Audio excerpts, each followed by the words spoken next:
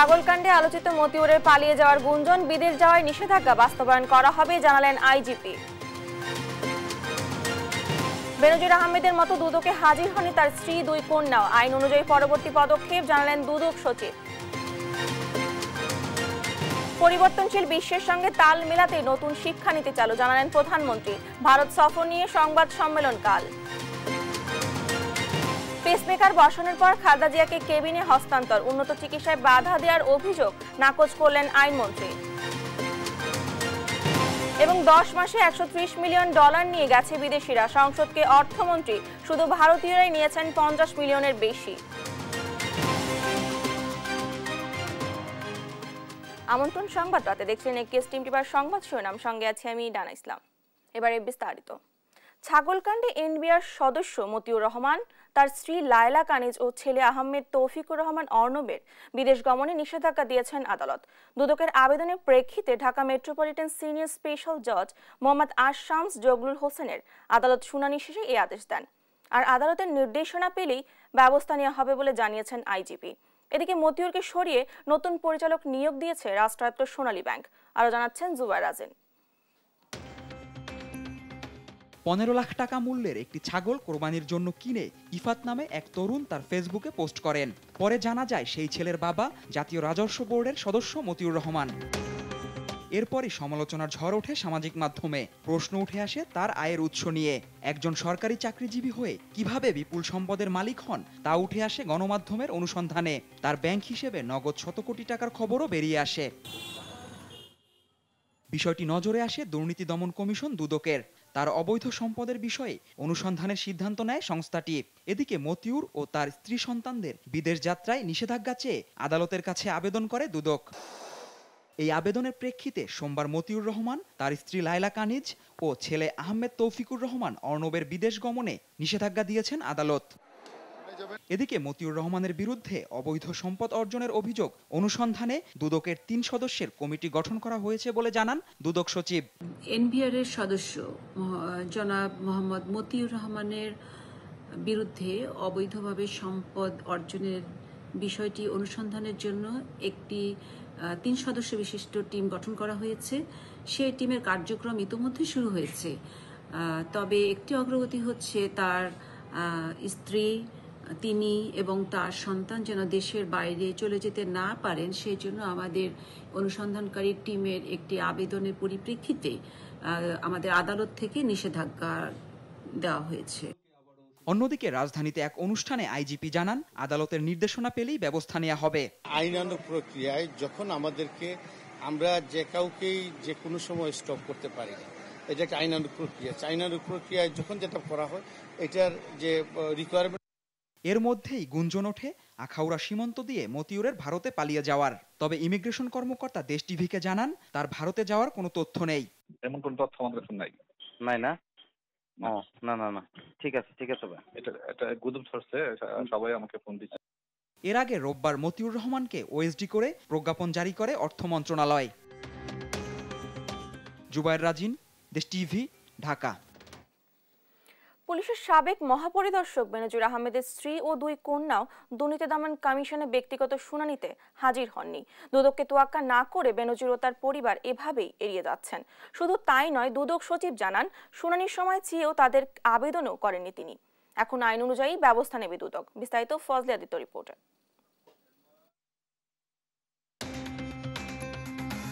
দুর্নীতির দায়ে অভিযুক্ত বেনজিরের স্ত্রী ও তার 2 কন্যার দুদকে শুনানির দিন ছিল সোমবার, কিন্তু তারা কেউ কমিশনে উপস্থিত হননি, বরং লিখিতভাবে তাদের বক্তব্য দুদকে পাঠিয়েছে। দুদককে এমন বুড়ো আঙ্গুল দেখিয়ে কমিশনের শুনানিতে উপস্থিত না হওয়ার বিষয়ে সংস্থাটির সচিব খোরশেদা ইয়াসমিন বলেন, দুদকের অনুসন্ধান টিম আইন অনুযায়ী প্রয়োজনীয় কার্যক্রম গ্রহণ করবে। নির্ধারিত সময়ের মধ্যে তারা প্রতিবেদন দাখিল করবে বলেও আশাবাদ ব্যক্ত করেন দুদক সচিব। আমাদের অনুসন্ধানকারী টিম এই আবেদনের বিষয় কিংবা আমাদের দুর্নীতি দমন কমিশন আইন 2004 ও দুর্নীতি দমন কমিশন বিধিমালা 2007 অনুযায়ী তারা প্রয়োজনীয় কার্যক্রম গ্রহণ করছেন এবং নির্ধারিত সময়ের মধ্যে আশা করছি তারা তাদের প্রতিবেদন দাখিল করতে পারবেন। দুদক সচিব আরও জানায়, শুনানিতে উপস্থিত হয়নি, শুধু তাই নয়, শুনানির তারিখ বর্ধিত করার জন্য কোনো আবেদনপত্র তারা দেয়নি। বেনজির আহমেদের স্ত্রী এবং 2 কন্যার ব্যক্তিগত শুনানির জন্য আজ 24 জুন নির্ধারিত করা ছিল তারিখ, তবে তারা আজ উপস্থিত হননি এবং এই তারিখ বর্ধিত করার বিষয়ে কোনো আবেদনপত্র দেননি।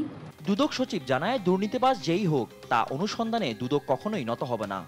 পরবর্তী কার্যক্রম তাদের প্রতিবেদন দেওয়ার পরে কমিশন সিদ্ধান্ত গ্রহণ করবেন কি করবেন তাদের সুপারিশের উপর ভিত্তি করে, এবং অন্যান্য ক্ষেত্রে অন্যান্য ব্যক্তিদের ক্ষেত্রে আইনি প্রক্রিয়া যেভাবে কার্যক্রম করা হয় ঠিক সেভাবেই একইভাবে কার্যক্রম চলবে। নির্ধারিত সময়ের মধ্যে দুদকের অনুসন্ধান টিম প্রতিবেদন দাখিল করলে পরবর্তীতে আইন প্রক্রিয়া অনুযায়ী সিদ্ধান্ত গ্রহণ করবে বলেও জানান দুদক সচিব। ফজলে আদিত্য, দেশ টিভি, ঢাকা। পরিবর্তনশীল বিশ্বের সাথে তাল মিলিয়ে শিক্ষার্থীদের শিক্ষাবান্ধব করার জন্য নতুন শিক্ষা পদ্ধতি চালু করা হয়েছে বলে জানিয়েছেন প্রধানমন্ত্রী শেখ হাসিনা। আর এক্ষেত্রে কোনো নেতিবাচক সমালোচনাকে ভয় না পেয়ে সামনে এগিয়ে যেতে শিক্ষার্থীদের প্রতি আহ্বান জানান তিনি। বলেন, স্মার্ট বাংলাদেশের দায়িত্বভার নেবে তরুণ প্রজন্ম।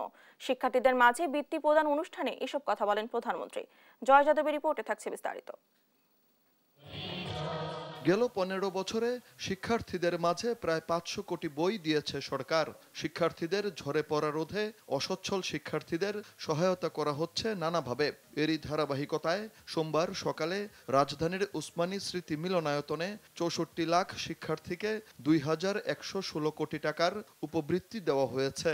পাশাপাশি 8টি বিভাগ থেকে সেরা 15 জন বঙ্গবন্ধু সৃজনশীল মেধা অন্বেষণ পুরস্কার এবং স্নাতক পর্যায়ে সেরা 21 জন শিক্ষার্থীর হাতে বঙ্গবন্ধু শেখ মুজিব স্কলার অ্যাওয়ার্ড তুলে দেন প্রধানমন্ত্রী শেখ হাসিনা। আপনি আমাদেরকে বানের জলে ভেসে যেতে দেননি। পুরস্কার প্রাপ্তদের মাঝ থেকে অনুভূতি প্রকাশ করতে গিয়ে হাজারীবাগ গার্লস স্কুলের শিক্ষার্থী নুসরাত জাহান মালিহার কৃতজ্ঞতায় আপ্লুত প্রধানমন্ত্রী। প্রধানমন্ত্রী বলেন, মেধাবীদের খুঁজে বের করে আগামী দিনের জন্য তাদের প্রস্তুত করাই সরকারের লক্ষ্য। অনেক হীরার টুকরো ছড়িয়ে আছে, সেগুলি কুড়িয়ে আনা, এটাই আমাদের মূল উদ্দেশ্য। আগামী দিনের বাংলাদেশ, এই বাংলাদেশ এগিয়ে চলার বাংলাদেশ, বদলে যাওয়া বাংলাদেশ, এই বাংলাদেশ নিয়ে আর দুশ্চিন্তার আমার কিছু নেই, কারণ এখন আমাদের এই ছোট্ট সোনামণিরাই নিয়ে যাবে এই বাংলাদেশকে স্মার্ট বাংলাদেশ গড়ে ভবিষ্যতে পরিচালনাও তারা করবে। শিক্ষার্থীদের চতুর্থ শিল্প বিপ্লবের উপযোগী করে গড়ে তোলা হবে বলে জানান সরকার প্রধান। আর এজন্যই শিক্ষাবান্ধব নতুন শিক্ষা পদ্ধতি করা হয়েছে। আওয়ামী লীগ সরকার দায়িত্ব নেওয়ার পরে পাঠ্যপুস্তক, পাঠ্যপুস্তকের শিক্ষাক্রম সবকিছু আমরা পরিবর্তনশীল বিশ্বের সাথে তাল মিলিয়ে এই যে সৃজনশীল শিক্ষার ব্যবস্থা, মেধা অন্বেষণ, মানে এমনভাবে শিক্ষার ব্যবস্থাটা করা যে আগ্রহ নিয়েই ছেলেমেয়েরা পড়বে। আর কেউ একটু সমালোচনা করলেই অমনি সেটার জন্য ভীত হয়ে যেতে হবে, আমি এটা বিশ্বাস করি না। আত্মমর্যাদাবোধ, আত্মবিশ্বাস, এটাই মানুষকে শক্তি দেয়। কাজে আমি আমাদের শিক্ষার্থী যারা তাদেরকে এটাই বলবো যে সব সময় এই চিন্তাটাই করতে হবে। কে কি বললো আর অমনি শুনে চোখের পানি ফেলা বা মুখ লোকানো মোটেই তা না। সরকারের নানা উদ্যোগের ফলে দেশে বর্তমানে শিক্ষার হার ৭৬.৮ প্রধানমন্ত্রী অভিযোগ করেন, বিএনপির আমলে শিক্ষা নীতি না থাকায় শিক্ষার হার ছিল নিম্নমুখী। কোনো নীতিমালা থাক, এটাই বোধহয় তারা চায়নি। জয় যাদব, দেশ টিভি, ঢাকা। ভারত সফর নিয়ে আগামীকাল সংবাদ সম্মেলন করবেন প্রধানমন্ত্রী শেখ হাসিনা। প্রধানমন্ত্রীর প্রেস উইং জানিয়েছে, সকাল 11টায় গণভবনে এই সংবাদ সম্মেলন হবে। ভারতের প্রধানমন্ত্রী নরেন্দ্র মোদীর আমন্ত্রণে 21 জুন 2 দিনের রাষ্ট্রীয় সফরে ভারতে নয়াদিল্লি যান প্রধানমন্ত্রী। সফরে দুই প্রতিবেশী দেশের মধ্যে ক্রমবর্ধমান সম্পর্ককে আরও সুসংহত করতে 7টি নতুন এবং 3টি নবায়ন সহ 10টি সমঝোতা স্মারক সই হয়েছে। এসব বিষয়ে পাশাপাশি সমসাময়িক নানা বিষয়ে কথা বলবেন প্রধানমন্ত্রী শেখ হাসিনা। স্মার্ট বাংলাদেশ বিনির্মাণে প্রধানমন্ত্রী শেখ হাসিনা পুলিশকে স্মার্ট বাহিনী করতে কাজ করছেন বলে জানিয়েছেন প্রধানমন্ত্রীর বেসরকারি শিল্প ও বিনিয়োগ উপদেষ্টা সালমান এফ রহমান। সোমবার সন্ধ্যায় রাজধানীর রাজারবাগে ঢাকা রেঞ্জ পুলিশের 110তম প্রতিষ্ঠাবার্ষিকী উপলক্ষে আয়োজিত আলোচনা সভায় একথা বলেন তিনি। গণমাধ্যমকে পুলিশের সমালোচনা না করার আহ্বান জানিয়ে প্রান্তিক পর্যায়ে পুলিশের জন্য গাড়ির ব্যবস্থা করার আশ্বাস দেন উপদেষ্টা। অনুষ্ঠানে সংসদ সদস্য বেনজির আহমেদ, আইজিপি চৌধুরী আব্দুল্লাহ আল মামুন সহ অন্যরা বক্তব্য রাখেন। আওয়ামী লীগের প্লাটিনাম জয়ন্তী উপলক্ষে আগামী 28 জুন সাইকেল র্যালি করবে উত্তর সিটি কর্পোরেশন। রোববার হাতিরঝিলের অ্যাম্ফি থিয়েটারে আয়োজিত সাংস্কৃতিক সন্ধ্যায় একথা বলেন ডিএনসিসি মেয়র আতিকুর ইসলাম। অনুষ্ঠানে দেশের স্বনামধন্য শিল্পীরা অংশ নেন। আওয়ামী লীগের 75 বছরের অর্জন তুলে ধরে মেয়র বলেন, বঙ্গবন্ধুর কাছ থেকে পাওয়া শিক্ষা সবাইকে লালন করতে হবে। দখলদারদের ঐক্যবদ্ধভাবে প্রতিহত করার আহ্বান জানান মেয়র।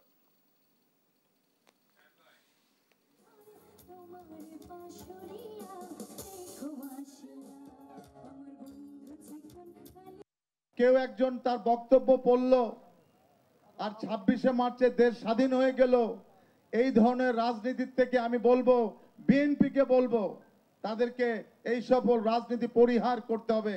তাদেরকে শিখতে হবে যে আওয়ামী লীগ কিভাবে এসছে, আওয়ামী লীগ থেকে এই দেশ কিভাবে এসছে জাতির জনক বঙ্গবন্ধু শেখ মুজিবুর রহমানের নেতৃত্বে।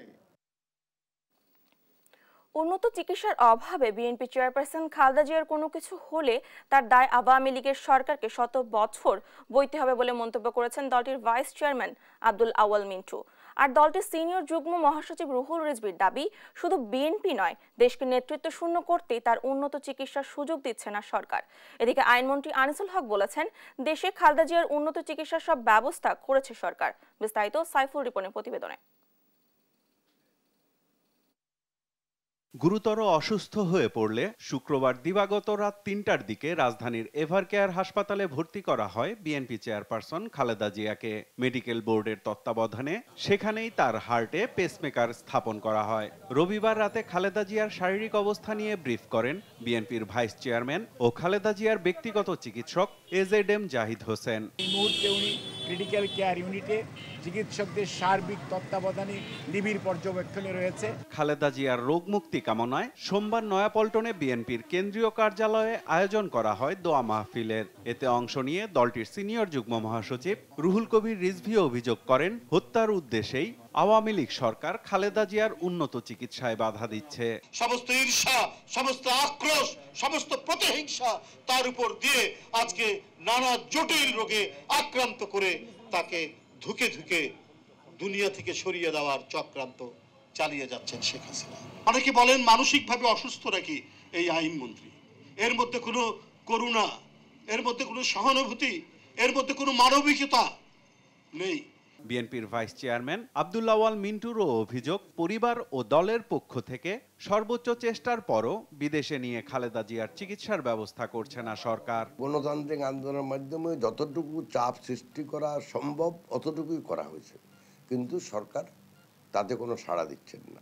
তাতে বোঝাই যায় যে সরকার মেরে ফেলতে চান ওনাকে। যদি ওনার আসলে বড় কিছু হয়, আমি ওই জিনিসটা মুখেই আনতে চাই না, আল্লাহ না করুক, তাহলে কিন্তু এই সরকার একটা বিরাট দায় তার কাঁধে নেবে, যেটা এই রাজনৈতিক দল যেটার নাম আওয়ামী লীগ, এটাকে আগামী 100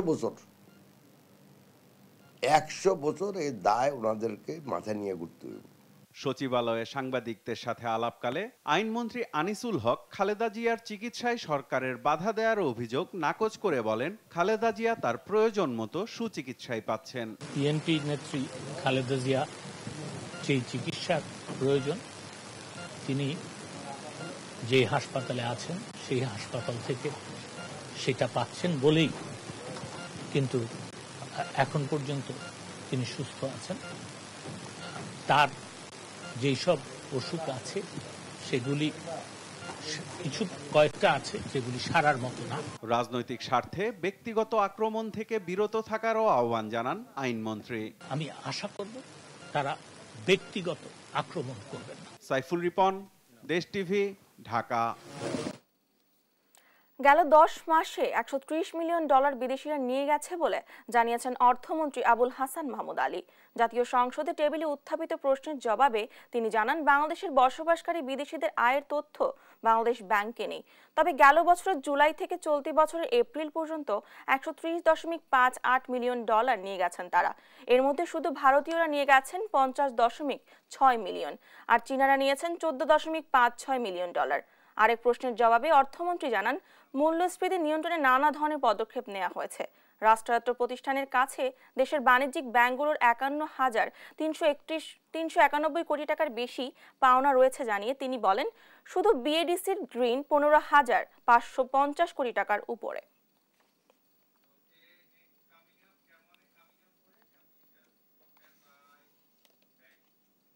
সংবাদটাতে আরো থাকছে, গঙ্গা ও তিস্তার পানি বন্টন নিয়ে কেন্দ্রীয় সরকারের সিদ্ধান্তে ক্ষুব্ধ মমতা, আপত্তি জানিয়ে মোদীকে চিঠি, আন্দোলনের হুঁশিয়ারি।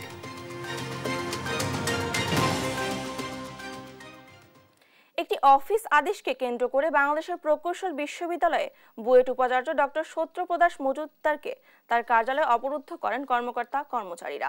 এ নিয়ে পরে কর্মকর্তা কর্মচারীদের 12 সদস্যের প্রতিনিধি দলের সঙ্গে বৈঠক করেন উপাচার্য। এতে আগামী সিন্ডিকেট সভায় অফিস আদেশ বাতিলে উপাচার্যের লিখিত সুপারিশ উপস্থাপন করার সিদ্ধান্ত হয়। বিস্তারিত এনআই রাহিদের রিপোর্টে। নতুন নীতিমালা অনুমোদনের জেরে বাংলাদেশ প্রকৌশল বিশ্ববিদ্যালয় বুয়েটের উপাচার্য সত্যপ্রসাদ মজুমদারকে অবরোধ করে রেখেছেন কর্মকর্তা কর্মচারীরা। কর্মকর্তা কর্মচারীদের পদোন্নতি সংক্রান্ত গেল বছরের 27 ডিসেম্বরে একটি সিদ্ধান্তকে অফিস আদেশ হিসেবে দেখানো হলে ক্ষুব্ধ হয়ে ওঠেন তারা। সোমবার সন্ধ্যায় উপাচার্য কার্যালয়ে অবরোধ করে বিক্ষোভ শুরু করেন তারা। সোমবার উপাচার্যের শেষ কর্মদিবস হওয়ায় আজই এই আদেশ বাতিল চান বুয়েটের কর্মকর্তা কর্মচারীরা। আমাদের দাবি হচ্ছে বর্তমান নীতিমালা চালু থাকতে হবে। আজকে আমরা রাতে জরুরি বৈঠক বসবো, এর মধ্যে যদি ওনারা মেনে না নেয় জরুরি বৈঠকের মাধ্যমে আমরা আমাদের রাতের কর্মসূচি ঘোষণা করব। শেখ হাসিনা সরকারের আমলে অনেকগুলো সরকারি চাকরিজীবীদের বান্ধব অনেক নীতিমালা করছিল, সেগুলোর সময় আমরা গেছি, যাওয়ার পরে বলা হয়েছে যে এগুলা দেওয়া হবে না, কারণ আমরা হচ্ছি স্বায়ত্তশাসিত। এই নিয়ে 12 সদস্যের প্রতিনিধি দলের সঙ্গে বৈঠকে বসে বিশ্ববিদ্যালয় কর্তৃপক্ষ। দীর্ঘ বৈঠক শেষে অগ্রগতি তুলে ধরেন তারা। 2015 সালের নীতিমালা বাতিল, এই আদেশটা বাতিল করার জন্য আমরা আজকে আবেদন দিয়েছিলাম এক লাইনে। ওই আবেদনের উপরে উপাচার্য মহোদয় লিখেছেন সুপারিশ সহ ব্যবস্থা নেওয়ার জন্য, সিন্ডিকেটে উপস্থাপন করার জন্য আমাদের পক্ষে সুপারিশ সহ, এবং সেখানে রেজিস্ট্রার মহোদয় এবং প্রভিসি মহোদয় ওনারা দায়িত্ব নিয়েছেন যে আমরা এটা করাই দেব। কর্তৃপক্ষের আশ্বাসে আন্দোলন স্থগিত করেন কর্মকর্তা কর্মচারীরা। শিউলি রায়, দেশ টিভি, ঢাকা। বৃষ্টি না হয় কিছুটা উন্নতি হচ্ছে মৌলভীবাজার, সুনামগঞ্জ, হবিগঞ্জের বন্যা পরিস্থিতি, তবে থেমেনি নিম্নাঞ্চলের বাসিন্দাদের ভোগান্তি। সহকর্মীদের পাঠানো তথ্যচিত্রে ফারিহা ইসলামের ডেস্ক রিপোর্ট। আমরা অনেক কষ্টে আছি, তাদের খানি দানি সবকিছু অনেক কষ্টের। বানভাসী মানুষ এভাবেই জানাচ্ছিলেন তাদের দুঃখের কথা। সাহায্য না পাওয়ায় অনাহার অর্ধাহারে দিন কাটছে মৌলভীবাজারের হাকালুকি হাওরবাসীর। ছেলে মেয়ে নিয়ে উপাস অনাহার থাকতেছে, চিরামুড়ি যাওই পাই এগুলো খাই, সরকারি বাবদে কিছু পাই নাই। আমার একটা প্রতিবন্ধী সন্তান নিয়ে অনেক কষ্টে আছি, আমরা কোনো সরকারি প্রতিদান পাই না। এদিকে সুনামগঞ্জে নদ নদীর পানি কমতে থাকায় আশ্রয় কেন্দ্র থেকে ফিরতে শুরু করেছেন বানভাসী মানুষ। পানি উন্নয়ন বোর্ডের তথ্য মতে সুনামগঞ্জ সুরমা নদীর পানি বিপদসীমার 39 সেন্টিমিটার নিচ দিয়ে প্রবাহিত হচ্ছে। নদ নদীর পানি কমলেও বাড়ছে বানভাসী মানুষের ভোগান্তি। বন্যার তাণ্ডবে সবচেয়ে বেশি ক্ষতিগ্রস্ত হয়েছে দোয়ারা বাজার, ছাতক ও সুনামগঞ্জ সদর। পানির স্রোতের গতি নিম্নাঞ্চলের বসতভিটা তছনছ করে দিয়েছে। চরম বিপাকে সুনামগঞ্জের 7 উপজেলার 6.5 লাখ মানুষ। এই পানি চারিবাদী জিনিসপত্র ভাঙ্গে লাখি কুড়া সপ্তাহ বাসায় নিছি কি ঘরে ঘরে ভাঙ্গিয়া টাইডিয়া করে বেড়া উড়া ভাঙ্গিয়া হালাই দিছে পানি। এখন বাচ্চা কাচ্চা পানির মাঝে হাতড়িয়া ভিতরে কলেজা উঠছি, হবিগঞ্জের নবীগঞ্জ অংশে কুশিয়ারার পানি কমে বিপদসীমার 7 সেন্টিমিটার উপর দিয়ে প্রবাহিত হচ্ছে। লোকালয়ের প্রধান খাল নালা ভরাট থাকার কারণে পানি নামছে ধীর গতিতে। এতে ভোগান্তি আরো দীর্ঘ হওয়ার শঙ্কা বন্যা দুর্গতদের। বন্যার ফলে নবীগঞ্জে 40 হেক্টর জমির শাকসবজি ও 25 হেক্টর আউশ ধানের ক্ষতি হয়েছে। এছাড়া অন্তত 20টি মাছের ঘের তলিয়ে গেছে পানিতে। এখনো ঘরবাড়ি ও রাস্তাঘাট ডুবে থাকায় ভোগান্তিতে 40,000-এরও বেশি মানুষ। রাস্তা মুখাও তো মানে বাড়ি ঘরে তো আর পানি আছে ভাই, ঘরদুয়ার তো গইতেই বলছে। বাড়ি ঘরে এনে পানি না হামলে আইতাম কিলারে বাবা, ওগুলো আল্লাহ জানুন বাবা, আমরা কিটা হইমু হোসেন পানি কতদিন নিব কম। গেল কয়েকদিন পাহাড়ির ঢল ও বৃষ্টি না হওয়ায় বাড়িঘর থেকে নেমে যাচ্ছে বন্যার পানি, তবে রেখে যাচ্ছে ক্ষতচিহ্ন। ফারিহা ইসলাম মিম, নিউজ ডেস্ক, দেশ টিভি। দেখছেন সংবাদ রাত। মানিকগঞ্জের হরিরামপুরে পদ্মার চরাঞ্চলে বিষধর রাসেলস ভাইপার সাপের আতঙ্কে দিন কাটাচ্ছেন স্থানীয় বাসিন্দারা। একের পর এক বিষাক্ত সাপের দেখা মেলায় চরাঞ্চলে কৃষি জমির ফসল তোলা ও গবাদি পশুর ঘাস সংগ্রহ করা নিয়ে বিপাকে হাজার হাজার কৃষক। সম্প্রতি সাপের আক্রমণে প্রাণ হারিয়েছেন 5 জন ব্যক্তি। মানিকগঞ্জ প্রতিনিধি আব্দুস আলিমের পাঠানো তথ্য চিত্রে ডেস্ক রিপোর্ট। মানিকগঞ্জের ফসলি জমিতে উপদ্রব বেড়েছে দেশজুড়ে আলোচনায় থাকা অত্যন্ত বিষধর সাপ রাসেলস ভাইপারের। জেলার হরিরামপুর উপজেলার পদ্মা নদী তীরবর্তী জেগে ওঠা চরাঞ্চল নির্মল আবহাওয়া নির্জনতার কারণে পরিণত হয়েছে সাপের নির্ভরযোগ্য আবাসে। লেসরাগঞ্জ, সুতালড়ি, আজিমনগর ইউনিয়নের বেশ কিছু এলাকার বিস্তীর্ণ জমিতে অবাধ বিচরণ বেড়েছে বিষধর সাপের। ফসল তোলা ও গবাদি পশুর ঘাস সংগ্রহ করা নিয়ে বিপাকে পড়েছেন স্থানীয়রা। চরাঞ্চলের মানুষ আমরা এই প্রায় 3 বছর যাবত এই সাপের উৎপত্তি বাড়ছে। সাপগুলো খুবই আতঙ্কিত। ওগুলো আপনার মাটির সাথে কালার মিশে থাকে, দেখা যায় না, ঠিক পাওয়া যায় না। ভুট্টা খেতে আতঙ্ক, ধান খেতে রাতালে আতঙ্ক, যারা হচ্ছে আমাদের এই যে পারাল দিয়ে যে মাছ টাছ মারে এরাও খুব আতঙ্কিত আছে। আমরা একটা বিশাল একটা রোদের মধ্যে আমরা থাকি, আমাকে ফুরি খুবই আমাকে জীবনের ফার একটা লিস, আমরা বয়ের মধ্যে চলি, ধান হরাই পরে চলে যায়, তো কামড় দিলে তো মরে গেত। তো পরে লাঠি লুড়ি আমি লাঠি এনে পরে বাইরে ওটারে মারছি। তবে সাপ সম্পর্কে তেমন কিছু না জানায় আক্রমণের শিকার হচ্ছেন স্থানীয়রা। সম্প্রতি এই সাপের আক্রমণে প্রাণ হারিয়েছেন 5 ব্যক্তি। ভয় কোনো মানুষ মারা গেল, এই যে পাশে একজন মারা গেল, তারপরে এই পাশে একজন মারা গেছে, তারপরে শালিপুর মারা গেছে একজন।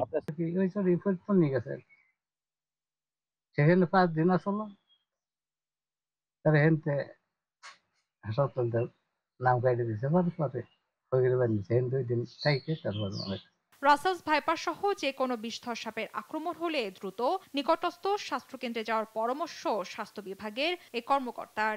যখন সাপে কাটবে যে আপনার সময়টা যাতে নষ্ট না করেন, এই জন্য আমি বলে থাকি কি আমাদের মাঠ কর্মীরা আছে ওদেরকে বলতে বলি যে ওঝার কাছে না নিয়ে যাতে সময়টা নষ্ট না করে। হেলথ কমপ্লেক্সের যদি সরাসরি আসার সাথে সাথে তো আমরা বলি, এছাড়াও আমরা বলি যদি হেলথ কমপ্লেক্স থেকে মেডিকেল কলেজ কারো কাছে হয় সেই ক্ষেত্রে যেন সে দ্রুত মেডিকেল কলেজ হাসপাতালে নিয়ে যায়, তাহলে হয়তোবা জীবনটা বাঁচানো সম্ভব হয়। বিষধর এই সাপ দ্রুত বংশবিস্তার ঘটায় বলে এর উপদ্রব নিয়ন্ত্রণে জরুরি ব্যবস্থা নেওয়ার দাবি সচেতন মহলের। নিউজ ডেস্ক, দেশ টিভি। ভোলার হাসপাতালে বাড়ছে সাপে কাটা রোগী, তবে প্রয়োজনীয় ভ্যাকসিন না থাকায় হতাশ স্থানীয়রা। জেলার 20 লাখ মানুষের জন্য মাত্র 295টি অ্যান্টিভেনম ভ্যাকসিন বরাদ্দ নিয়ে ক্ষোভ জানান অনেকে। সাপে কাটা রোগীর জন্য প্রয়োজনীয় ভ্যাকসিন ও চিকিৎসা সেবা নিশ্চিতের দাবি এলাকাবাসীর। ভোলা থেকে সহকর্মী ছোটন শাহর পাঠানো তথ্যচিত্রে টুম্পা ফজা ডেস্ক রিপোর্ট।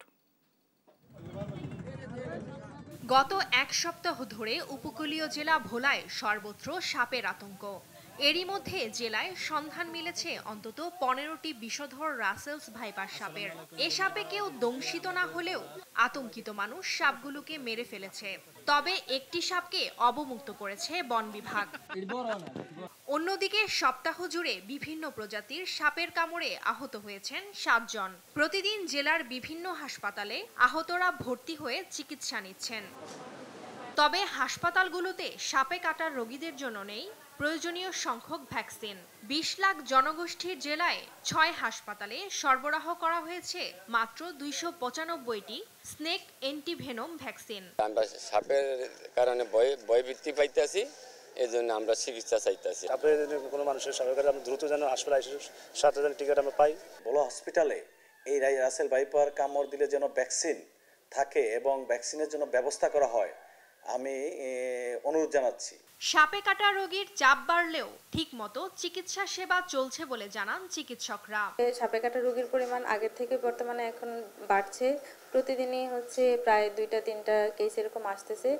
রোগী যারা আসছে প্রাথমিক চিকিৎসা দিয়ে বাড়িতে যেতে পারছে। আমাদের পর্যাপ্ত চিকিৎসার ব্যবস্থা রয়েছে। যত তাড়াতাড়ি আমাদের কাছে নিয়ে আসা যাবে সাপে কামড়ানোর পরে, তত তাড়াতাড়ি আমরা অ্যান্টিভেনম আমরা শুরু করতে পারবো। এদিকে সাপ আতঙ্কে প্রাণী সম্পদ বিভাগ থেকে বাড়তি সতর্কতা নেওয়া হয়েছে বলে জানান কর্মকর্তারা। প্রাণী সম্পদকে রক্ষা করার জন্য আমরা সার্বিক সকল ইউরোদেরকে, সকল উপজেলা অফিসারদেরকে আমরা নির্দেশনা দিয়েছি যেন পরিষ্কার পরিচ্ছন্ন রাখে আর খামারিরা যেন সতর্ক অবস্থানে থাকেন। পরিবেশের জন্য সাপ বাঁচিয়ে রাখার আহ্বান জানান বিভাগীয় বন কর্মকর্তা।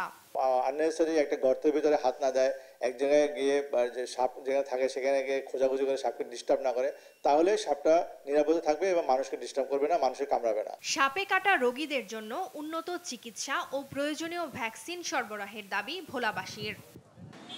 নিউজ ডেস্ক, দেশ টিভি। সংবাদ রাতে আরো থাকছে।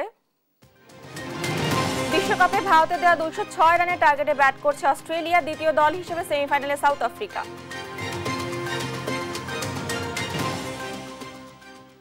শুধু সঠিক পরিকল্পনা নয়, একটি শহরকে সুন্দর করে সাজাতে প্রয়োজন জনগণের সচেতনতা। এরই অন্যতম উদাহরণ সিঙ্গাপুর সিটি। বাংলাদেশের মেয়ররা বলছেন, জনগণ সচেতন না হলে সুন্দর শহর গড়া কঠিন। আর নগর পরিকল্পনাবিদদের দাবি, সুষ্ঠু পরিকল্পনার পাশাপাশি কঠোর অনুশাসনের বিকল্প নেই। তৌফিক মাহমুদ মুন্না রিপোর্ট। রাস্তা খালি, অথচ পারাপারের জন্য সিগন্যালের অপেক্ষা করছে নগরবাসী। কেউ নিয়ম ভেঙে পার হচ্ছে না রাস্তা, আবার সড়ক বা যথাযথ ময়লা ফেলে না কেউই। এটি বিশ্বের অন্যতম সুন্দর শহর সিঙ্গাপুরের চিত্র। ঢাকা শহরের চিত্র সিঙ্গাপুর ঠিক বিপরীত। যে যার মতো পারাপার করছে সড়ক, রাস্তা সহ আশেপাশে সব জায়গায় যেন ময়লা আবর্জনার স্তূপ। সামান্য বৃষ্টি হলেই রাস্তায় পানি জমে চলাচল অযোগ্য হয়ে পড়ে। আর চট্টগ্রাম মহানগরের অবস্থা আরো নাজুক।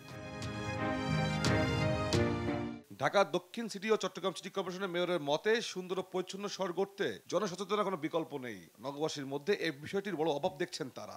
আপনি চেষ্টা করছেন, ঠিকই আছে, আপনি নালা নর্দমা পরিষ্কার করছেন, যেমন ওয়াটার লগিং আমাদের একটা বড় চ্যালেঞ্জ। আমরা এটা মোকাবেলা করতে হলে যেমন খাল নালা এগুলোকে পরিষ্কার রাখতে হবে। এখানে দেখেন সমস্ত রাস্তায় ঘুরে দেখেন। কিছুদিন আগে আমি জাপান গিয়েছিলাম, তাও একটা সংস্থার আমন্ত্রণে।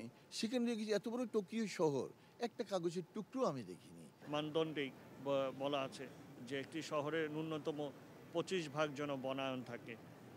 এই জায়গাগুলো আমরা আমাদের পরিকল্পনা অনুযায়ী আমরা কাজ করতে চাই, যাতে করে অপরিকল্পিত নগরায়নের মাঝেও যেন আমাদের ঢাকাবাসী, আমাদের জনগণ যেন কিছু উন্মুক্ত জায়গা পায়, যে সেখানে তারা তাদের উপভোগ করা, বিনোদন করা। আর নগর পরিকল্পনাবিদরা বলছেন, উন্নত দেশে জনসচেতনতা তৈরি একদিনে হয়নি। দেশের মানুষের অসচেতনতার জন্য জনপ্রতিনিধিদের দায়ী করলেন এই নগর পরিকল্পনাবিদ। আপনাকে আইনকে প্রয়োগ নিশ্চিত করতে হবে। যে দেশে প্রয়োগ নাই, সেক্ষেত্রে কীভাবে আপনি আশা করেন মানুষ খুব সচেতনভাবে সব কিছু সচেতনতার সাথে করবেন? যদি সবাইকে আপনি কঠোর অনুশাসনের সাম্যতার ভিত্তিতে পরিচালনা করেন, অবশ্যই গরিব ধনী প্রত্যেকেই নিয়ম মানবে। আর আপনি যদি সব মধ্যবিত্তরা দেখে ধনীদেরকে কোনো রকম নিয়ম করছেন, উল্টো দিকে গাড়ি চালান, তাহলে আপনি কেন মাঝে মাঝে ওটা উল্টোটা করবেন না? সমন্বয়হীনতার কারণে অনেক বছরেও সুন্দর এবং পরিচ্ছন্ন শহর গড়ে ওঠেনি বলে দাবি নগরের এই পরিকল্পনাবিদের। তৌফিক মাহমুদ মুন্না, দেশ টিভি, ঢাকা। এবার দেশ টিভির নিয়মিত আয়োজন জনদুর্ভোগের খবর।